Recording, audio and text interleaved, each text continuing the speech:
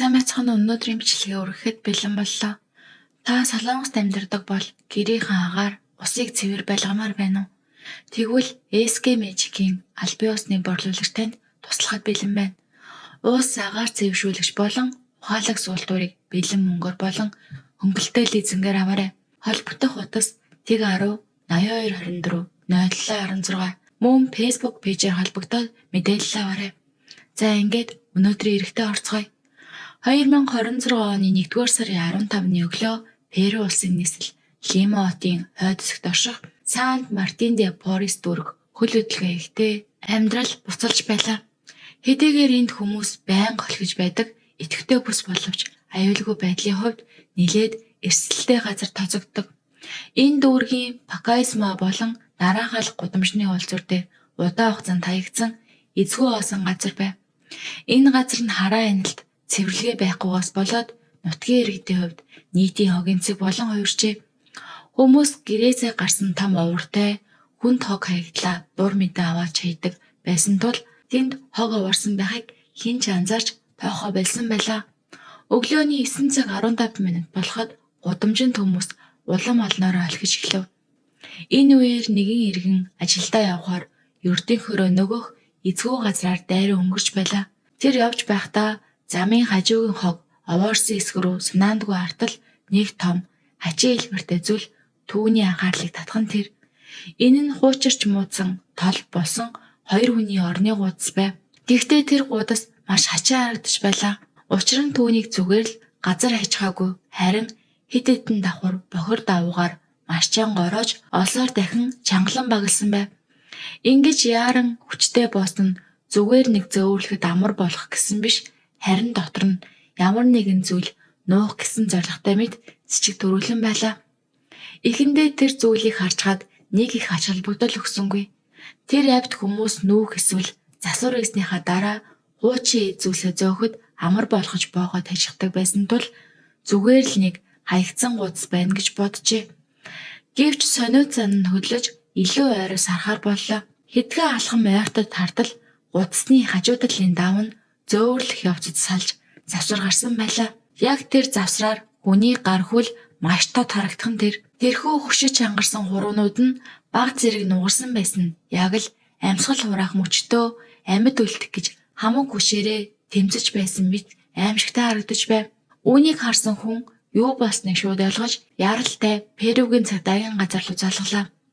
Дуудлага авсан даруйда тухайн дүүргийн эргүүлийн цагдаа нар хэдхэн минутын дотор хурж ирэв. Удалгүй тэдний араас хэргийн газрыг шалгах мөрдөгч шинжээж болон тусгай багийнхан бүгд цугларлаа. Цагдаа нар баглаатай гудас руу ойртоход зөвхөн нүдээр харсан зүйл нь биш, харин хамар зөргсөн аимшигтай үнэр тэднийг зочроосон байна. Гудасны баглааг задлахаас ч өмнө дотроос нь хүний бие ялзарч муудсан үед гардаг тэрхүү хурц өмхий үнэр аль хэдийн үнэртэж байлаа. Шинжээчид гудасыг ороосон зузаан олсыг хайшлан тасалжээ.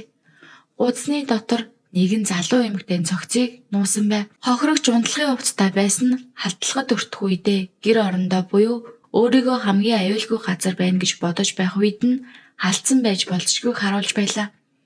Цагдаа нар шууд гудасны дотор гадна талыг нэг бүрчлэн шалгаж хэн болохыг нь тогтоох боломжтой сэжвэр хайсан ч юу ч олдсонгүй. Шүүх эмнэлгийн шинжээч зохицост урьдчилсан гадна үзлэг хийлээ. Цагдаа нарын харсан дүр зураг үнэхээр аимшигтай байсан тул тэднийг цочрол оруулжээ. Залуу эмэгтэй бие тэр чигтээ хурц зүйлээр сийдсэн шархнуудаар дүүрсэн байв.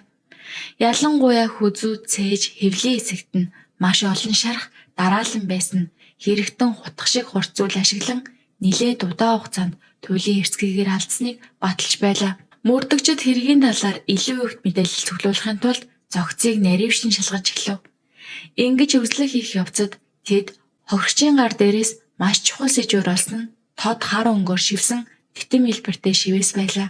Тэрхүү шивээс нь энгийн загвартайч маш тод харагдах бөгөөд титэмнийхэн доор Ариэл гэсэн нэрийг тодхон сэлсэн байжээ. Мөн цагдаа нар хохирогчийн өсгийн хэсгээс шивээс байгааг илрүүлжээ. Гэхдээ өсгийн хэсэг дээр арьсны ирсэн давхарг зузаан байдаг, эсвэл шалбарсан, эсвэл шивээсний чанарын асуудал байсан зэрэг шалтгаанаар бичгэн тод биш, уншихад маш хэцүү байв. Тэр үед цагдаа нар Ариэл гэдэг нь хэн бэ гэдгийг мэдэхгүй байсан ч Энэ нь мөрдөн байцаалтын цорын ганц шийдвэрлэх сэжүүр болов. Мөрдөгчөж шивээсний өндөр нэгтрэлтэй ойрын зураг авч хэвлэл мэдээлэл болон мэдээллийн сангуутай тулган шалгахаар төлөвлөжээ. Мөрдөн байцаалтын журам ясаар танигдаагүй эмэгтэй цогцыг маш болгоомжтойгоор цогцны утанд хийж Лимагийн төв цагдаагийн газар түргэн өглийн шалтгаан нас барсан цаг хугацааг тогтоох наривчлсан задлан шинжилгээ ихээр шилжүүлв. Нөгөө талд Перугийн үндэсний цагдаагийн газрын албаа агчид хэргийн газрыг орхисонгүй. Мөрдөгчид хэргийн газрыг нэг бүрчлэн нэгтэл шалгасаар эцэст нь гудамжны буланд байх цахилгаан шон дээрх нэгэн төхөөрөмжийг олж харав. Энэ нь цогцолцсон эзгүй газар болон замын уул зүрийг яг чиглүүлэн бичиж байсан хотын хяналтын камер байлаа. Ингээд хэргийг илрүүлэх ажиллагаа хоёр чиглэлд хуваагдсан үргэлжлэв. Эхний баг нь шүүх эмнэлэг дээр задлан шинжилгээ хийж эмэгтэй яг юунаас болж нас барсныг тогтоох үүрэг хүлээв. Харин хоёр дахь баг нь хэрэгтнийг олж барихын тулд орчны бүх хяналтын камерын бичлэгийг шүүж эхэлсэн юм. Цогцолцсноос дараагийн өдөр буюу 1-р сарын 16-нд шүүх эмнэлгийн баг задлан шинжилгээний дэлгэрэнгүй тайлангийн эхний үр дүн гаргалаа. Урдчилсан дүгнэлтээр хохирогч нас барахаас өмнө харгас хэрцгийгээр тамлуулсан тогтоогдсон байна. Эмэгтэйн бие дээрх шархнууд нь маш гүн орж дотор эрхтнүүдийг гэмтээсэн байлаа. Шархан зөвхөн нэг газарт биш, биеийн дээд хэсгээр нэлэнхүүдэн тархсан байсан юм. Энэ бүхнээс харахад хэрэгтэн халдлага үйлдэхдээ ямар ч хүн чанаргүй уур хилэнтэй байсан нь илт харагдаж байна. Ийм алдлага ихэвчлэн хэрэгтэн ба хохирогч хоёрын хооронд тодорхой харилцаа байсан. Эсвэл хэрэгтэн ийм харгас аргыг ашиглан нэг төрлийн шийтгэл үзүүлэх, эрх мэдлээ тогтоох зорилготой байсныг илтгэдэг. Шүүх эмнэлгийн шинжээчдийн дүгнэлтээр хохирогч олдгоос нэлээд хэд хоногийн өмнө нас барсан байжээ. Эмэгтэй гамсгал хураагаад удаагүй байхад нь гудсанд хийж ороосон байна гэж шинжээчид үзсэн. Гэвч аар орох боломжгүй битүү баглаа болон Лима хотын зуны халуун хоёр давтснаас болоод зохицос маш хурдан ялзарч муудсан байна. Тийм ч учраас хэргийн газар очсон цагдаа нарт тэрхүү аимшигтай өмхийн үнэр маш хүчтэй мэдрэгджээ. Энэ үед дүрс бичлэг шинжилдэг баг нэг чухал сэжүүр олжээ. Мөрдөгчид Пакаисмо гудамж, Наранхол гудамж хоёрын уулзуур орчмын бүх камерын бичлэгийг цуглуулсан байна. Олон бичлэгийн дундаас улаан өнгийн цахилгаан 3 дугуйт тээврийн иргэсэл цагдаагийн анхааралд өртөв. Перу улсын Лима хотын захын дүүрэг болон ядуу оролтуудад мото такси гэж нэрлэдэг 3 дугуйт машинууд маш их байдаг. Эдгээрийг хүмүүс ихэвчлэн ойрхон газар явахдаа унаа болгон ашигладаг юм. Гэхдээ тэр үед такси дээр атсан зүйл нь яавч хэвийн харагдаагүй. Цагаан давуугаар маш чанга ороосон нөгөөх том гуцыг бүхээгнийхээ дээвэр дээр хөндлөн тавиад бэхэлчихсэн байлаа. Хотын хяналтын камерт хэрэгтнүүд тэрхүү сэжигтэй гуцыг авчирч хаяж байгаа бүх үйл явц маш тодорхой бичигдэж үлдсэн байв. 1-р сарын 15-ны өглөө гудамж хөнгүү шахам хаяа нэг машин өнгөрөхтүүдий байлаа. Улаан өнгийн такси Пакаисмо гудамжны эзгүй газрын зах руу аажмаар ойртон ирээд зогсов. Жолооч нь цагаан мал хадарж өмссөн хар хөхөнгийн подолк цагаан богином дүмсөд машинаас був. Тэр шууд ачаага буулгахын оронд эргэн тойрноо болгоомжтой ажиглаж хэн нэгэн харж байна уу, өөр машин байна уу гэж шалгажээ. Тэр үед арын хэсэгт байсан өөр нэг эрэгтэй мөн камерт бичигдсэн байна.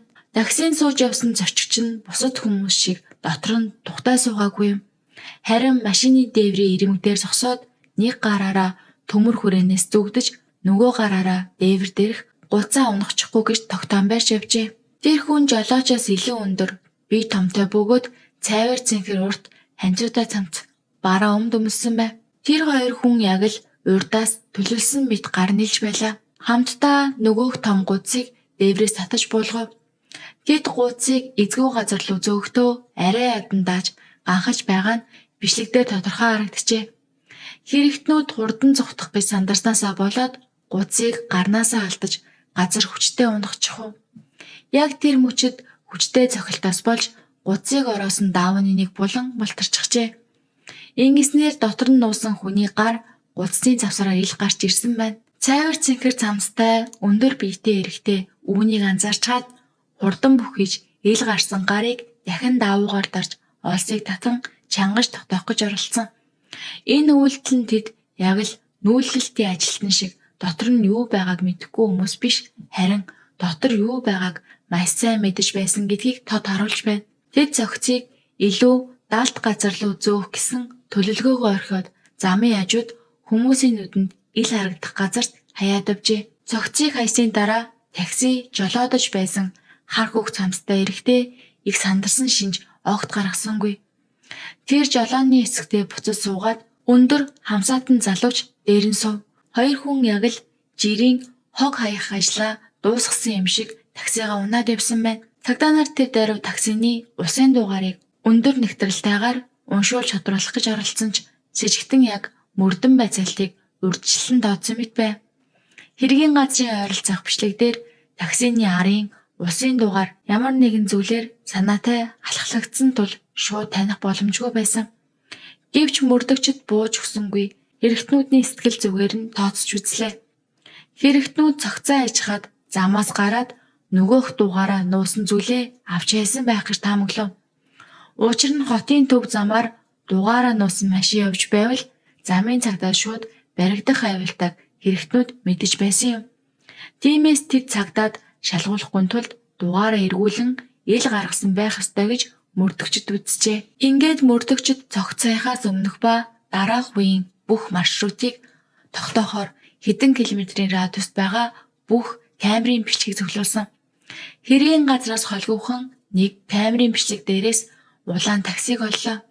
Тэр бичлэг дээр дугаарыг халахж байсан зүйл алга болсон байв.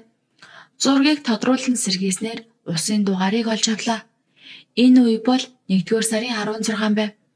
Цогцолсноос ердөө 24 цагийн дотор цагдаа нар тээврийн хэрэгслийн мэдээллийг авч эзэмшигчийн хэн болохыг тогтоож чадсан байна. Томоохон 90 хайх ажиллагаа чимээгүйхэн эхэллээ. Перугийн цагдаа нар улсын дугаарыг тогтоосны дараа тээврийн хэрэгслийн бүртгэлийн системээс шалгаж үзэхэд тухайн такси эмэгтэй хүний нэрээр бүртгэлтэй байв. Мөрдөн баг шууд тэр эмэгтэй бүртгэлтэй хаяг руу очлоо. Гинэт цагдаа ирэхэд эмэгтэй маш их гайхсан царай гаргав. Цагдаа нар улаан таксины талаар асуухад би үнэхээр худалдаж авч байсан. Гэхдээ олон жилийн өмнө өөр нэг эмэгтэйд зарчсан гэж тайлбарлажээ. Машиныг хэн нэгэн худалдаж авсан ч гэсэн нэр шилжүүлэх бичиг баримтын ажил нь хараахан дуусаагүй. Өөрөөр хэлбэл цаасан дээр хийзэн нь хэргийн жинхэнэ эзэн биш байх магадaltaй тул маш болгоомжтой шалгах хэрэгтэй гэсэн үг. Цагдаа нар түүнээс худалдаа авагчийн дэлгэрэнгүй мэдээллийг шаардав. Өөрийгөө хэрэгт холбогдохоос хамгаалахын тулд эмэгтэй идэвхтэй хамтран ажиллаж гүйлгээний баримтуудаа өгч одоогийн эзэмшигчийн нэр болон хаягийг хэлж өгчээ. Цагдаа нар хоёр дахь эзэмшигч болсон өндөр настай эмэгтэйг олж тогтоов. Мөрдөгчд түүний гэрт очиод улаан такси хаанд байгааг асуухад эмэгний харцанд нь айс тодорч эхэлжээ. Тэр эмгэн машины мөнгийг гаргасан нь өөрөө жолооддгүй хүүн такси барьж амьдралаа залгуулах гэж авсан гэж хэлсэн. Өндөр настай эмгэн хүүгийнхээ нэрийг Дарвиз Круз гэж хэлсэн ч гачирхалтай нь өчтөр өглөөнөөс хойш хүүгээ огт хараагүй гэж ярив. Хүүн гэртээ ирээгүй, уцааж авахгүй яг л агаарт уусан алга болсон мэт байжээ.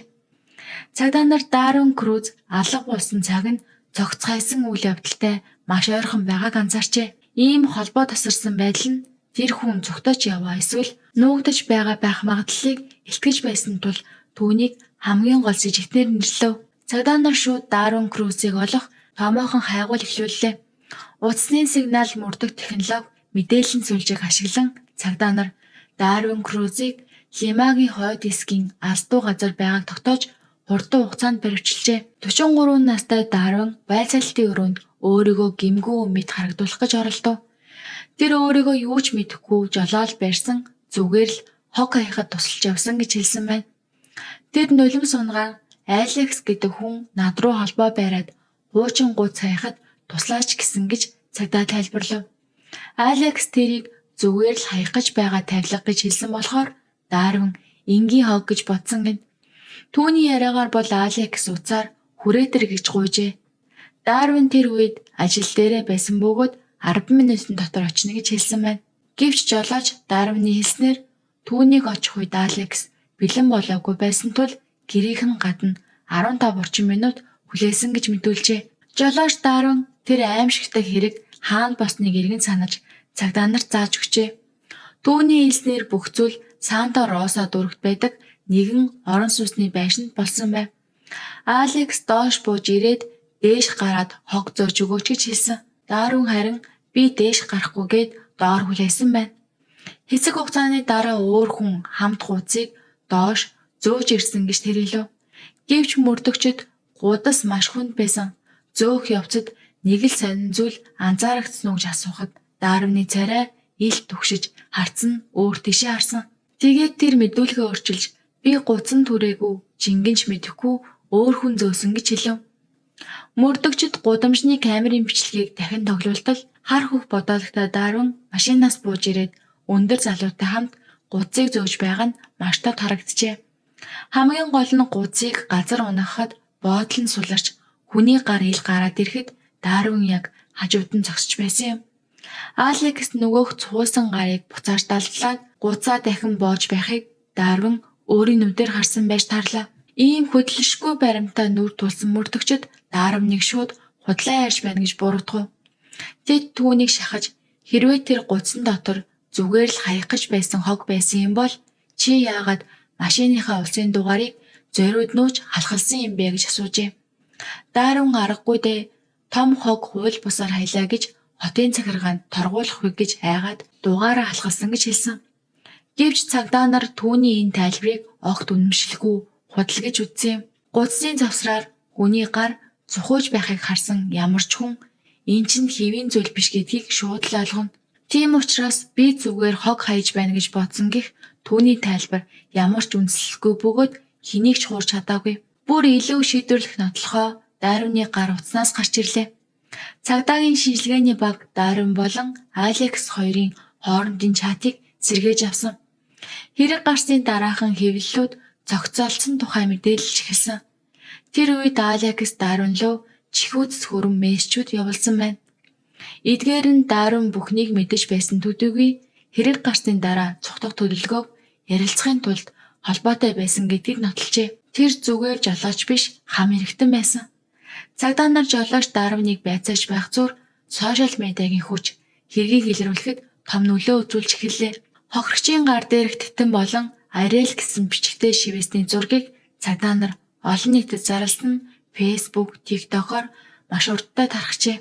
Энэ мэдээлэл Перу улсын хилээс хальж хөрш зэрэгэлдээ Эквадор улсад хүрсэн байна. Эквадорын Гуаяс мужийн Милагро хотод амьдардаг нэгэн ядуу гэр бүл энэ мэдээг үзээд маш их чочирджээ.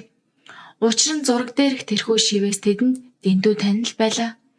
Энэ нь тэдний хайртай охин Женнифер Сегурагийн гар дээрх шивээс байсан юм. Залуу эмэгтэй Женнифер туйлын ядуу амьдралтай байв. Тэр 10 настай хүү, 8 настай хүү, 6 настай охин, 2 настай охин гэсэн 4 хүүхдийн ээж. Тэдний гэр бүл ядуугаас гадна азгүй явдалч хамссан. Хэдэн жилийн өмнө ээж нь ноцтой осолд орж хөгжлийн бэрхшээлтэй болж хөдөлж чадхаа болжээ. Өрхийн тэргүүн Женнифер 4 бага насны хүүхдээ өсөхөөс гадна хөгжлийн бэрхшээлтэй ээжигээч асрах ёстой байв. Тэр орон нутгийн захиргаанд түр ажлын байр олж тэр хугацаанд үнэхээр баяртай байсан гэдэг. 2025 оны зул сараар тэр анх удаа хүүхдүүдтэй арай гайгүй тоглоом хувцас авч өгч чаджээ. Гэвч тэр жилийн төгсгөлд гэрээн дуусч гэр бүл дахин нэг удаа цөхрөл дунав. Хэдхэн хоногийн өмнө Женнифер гэрээхэндээ Перу улсад маш сайхан ажил олсон гэж хэлжээ. Яг ямар ажил гэдгээ тодорхой хэлээгүй ч дүү болон ээжтэй их мөнгө олж болох ажил гэж ярьсан байна. Хүүхдүүдтэй илүү сайхан амьдрал өгч ирээдүйд газар авч байшин барихын тулд тэр гадаад явж ажиллахаар шийдсэн. 2026 оны 1-р сарын 11-нд Женнифер гэр бүлтэйгээ салхахаас хийсэн байна. Тэр эхлээд Эквадор, Перу улсын хил дээрх Төмбэс рүү очоод тэндээс онгоцоор Лима руу явжээ.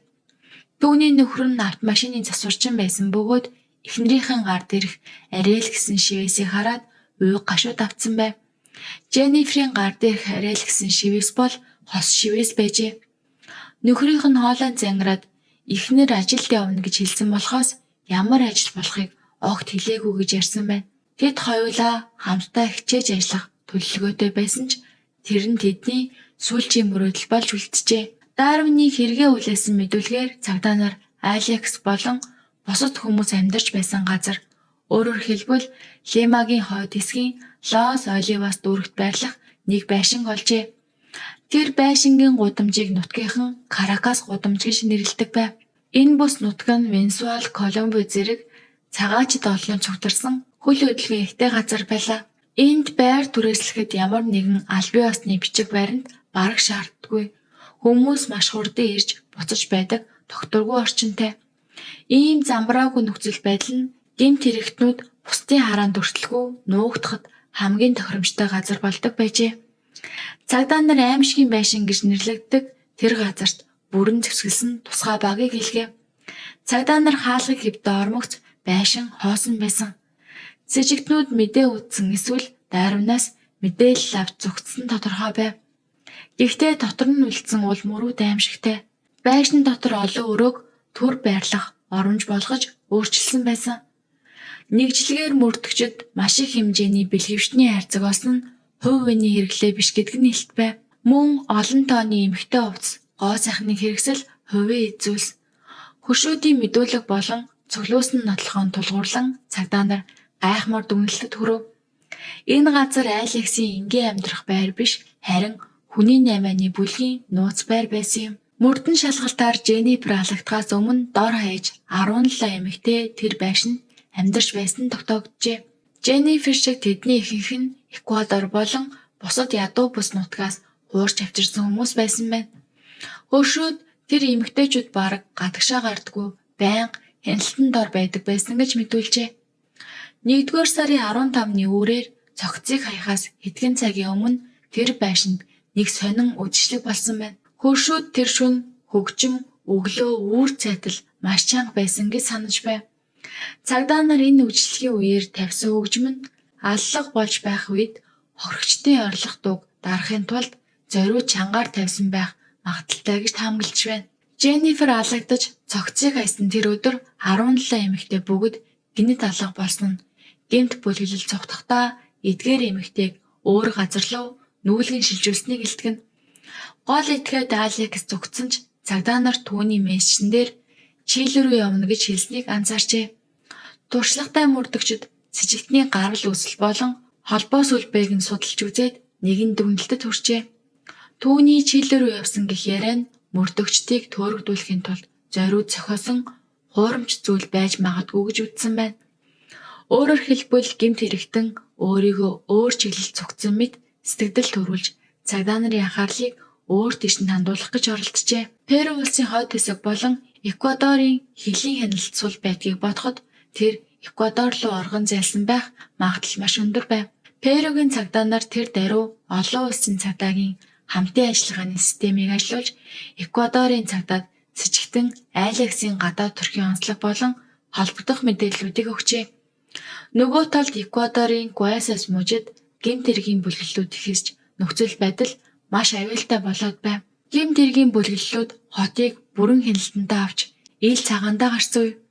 Эквадорын цагдаа нар хар тамхи, хүн улгаалах, аллах үйлдэлдгээрээ алдартай хамгийн цуутай матарта бүлэглэлийг барихаар бүх хүчээр дайшлан ажиллаж байлаа.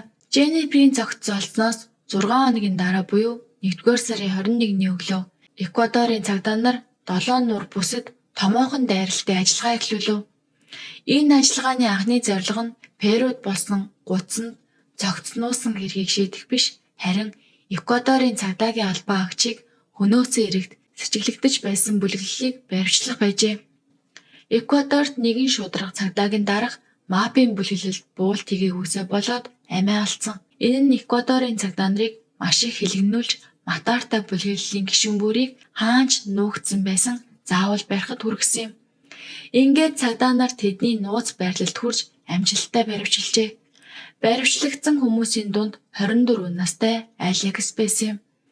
Хяналтын камерын бичлэг дээр үлдсэн нөгөөх сэжигтэн буюу цогцтой гудсыг таксинаас буулгаж хайсан цайвар цэнхэр цамцтай биеэр том эрэгтэй бол яах аргагүй Алекс байлаа. Перугийн цагдаа нарын уйггүй эрен сурвалжилж байсан гол байна инхүү баригдсан юм. Түүнийг Эквадорын хамгаалалт өндөртөө шоронд харьсан байна. Дараа нь Перугийн мөрдөн баг Эквадор руу очиж хамтарсан байцаалт хийв. Хоёр улсын цагдаа нарын цуглуулсан хөдөлшгүй баримтуудад нүр тулахдаа Алекс өчүүхэн сандарсангүй. Гэмт бүлэглэлийн хашир гишүүн тэрээр нүүрэндээ ямар ч гэмшил айдасгүйгээр мэдүүлэг өгч ихсэн энэ бүлэглэлийн хэр зэрэг харгас болохыг илчиллээ. Тэрээр Женниферийг хөнөөснөө хүлээхдээ тэр бүсгүй түүний цорын ганц хохирогч биш гэдгийг огтхонч зовлгүйгээр ирсэн юм. Женнифер бол хуурч авчирсан олон эмэгтэй нэг байв. Эхэндээ өндөр цалинтай ажил гэсэн амлалтад итгэж Перу руу явсан ч очоод шууд бичиг баримтыг нь хурааж авсан байна.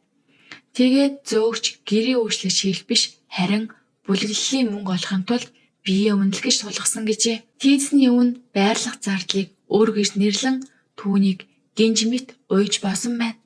4 хүүхдийн ээж Женнифер нэр төрөө хамгаалахын тулд үхтлээ эсэргүүцсэн. Алекс Женнифер байнга асуудал үүсгээд өөрчлөлөгч авахгүй гэж зөрүүдэлдэг байсан гэж ярьсан байна. Бүлэглэл түүнд боломж өгч үтсэн ч орох гэж оролдож бусад эмэгтэйчүүдийг эсэргүүцхийг турхирсан гэж Алекс хэлв.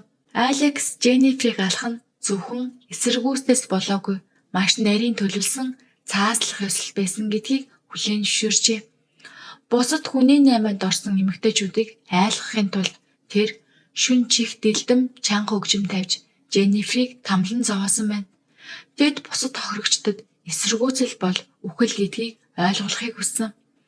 Энэ нь хохирогчдын эсэргүүцэх зоригийг бүр мөсөн мохоож тэднийг бүлэглэлийн мөнгө олох дуулууртай хэрэгсэл болгон хувиргах гэсэн сэтгэл зүйн дарамт хяналтын тактик байжээ. Өөрөөр хэлбэл тэднийг айдас давтуулж өөрсдийнх нь хүсэл зоригийг бүрэн устгах замаар иргэшээлтэд оролдог байсан хэрэг. Байцаалтын үеэр Алекс даатч болон Адриана гэдэг хүмүүсийн талаарч мэдээлэл өгсөн байна. Адриана нь хүний найманд орсон эмэгтэйчүүдийг удирдах, хянаж, хардаг үүрэгтэй байжээ. Хяналтын бичлэг дээр тэр таксины арын суудлал дээр өмдтөөл сууж явна бичигдсэн байсан. Даатч нь хамгаалалт хариуцаж хүчирхийлүүлдэг эрэгтэй гишүүн байв. Одоогоор цагдаа нар тэднийг Чили эсвэл Перугийн өөр хил орчмын хот руу зүгтсэн байж магадгүй гэж үзэн мөрдөж байна. Алекс одоо Эквадорт хорогдож байгаа бөгөөд түүний хуулийн нөхцөл байдал маш төвөгтэй ноцтой юм. Түүнийг цагдаа алсан хууль бус зэвсэг эзэмшсэн гэмт бүлэглэлд илсэн гэргээр яллаж байгаа бөгөөд энэ хитгэн зүйлээрч бүх насаараа хоригдох ял авах боломжтой хүнд гэмт хэрэг юм. Үүнтэй зэрэгцээд Перугийн шүүхийн байгууллага түүнийг эмэгтэй хүн алсан хүний намаа цогцснуусан хэрэгээр Перу руу шилжүүлэн авах ажиллагааг эхлүүлсэн байна. Хоёр улсын шүүхийн хамтын ажиллагаа явагдаж байгаа ч Эквадорт тулгараад буй хүнд гэмт хэргийн ял нь асар ноцтой учраас тэр эхлээд Эквадорт ялаа идэх магадлал өндөр. Ямар ч байсан тэр хоёр улсын хуулиар хамгийн хатуу шийтгэл хүлээн бүх насаараа хоригдох ял авах магадлал маш өндөр байна. Харин би зүгээр л хог хайсан гэж мэдүүлсэн таксины жолооч Дарвин Крузыг Перугийн шүүх урьдчилан сэргийлэх арга хэмжээ болгон 9 сарын хугацаатай цагдан хорих шийдвэр гаргасан байна. Энэ нь албан ёсны ялын шийдвэр гарах хүртэл тэр шоронд байна гэсэн үг. Шүүгч түүнийг оргох эрсдэлтэй гэж үзсэн бөгөөд хам эрхтний хувьд зогцсон нуух цухтахад тусалсан чухал үүрэгтэй байсан гэж дүгнжээ. Женниферийн хэрэг бол зөвхөн нэг бүсгийн эмнэлт хувь тавилан биш.